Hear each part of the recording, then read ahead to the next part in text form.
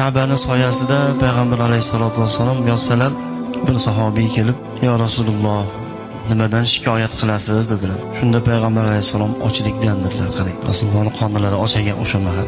Shunda haligi sahobiy yig'lab, "Sizni qorningiz ochsa-yu, men shundoq yurarmidim" deb orqalariga sekin qaytib bir xurmozorga borib, ana shu xurmozorning egasi bilan bir bitim qildiki, "Ke mana shu xurmoyini sug'orib beraman, har bir paqiriga bir donadan xurmo berasan."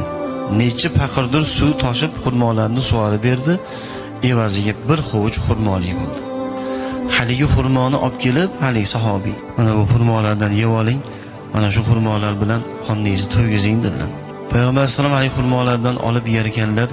"Shu xurmolarni borib ishlab qiynalib men uchun olib keldingmi?" dedilar payg'ambar sollallohu alayhi vasallam. "Ha, ey Allohning rasuli, nima uchun bu ishni qilding? Sizni yaxshi ko'rganligim sababli" dedilar.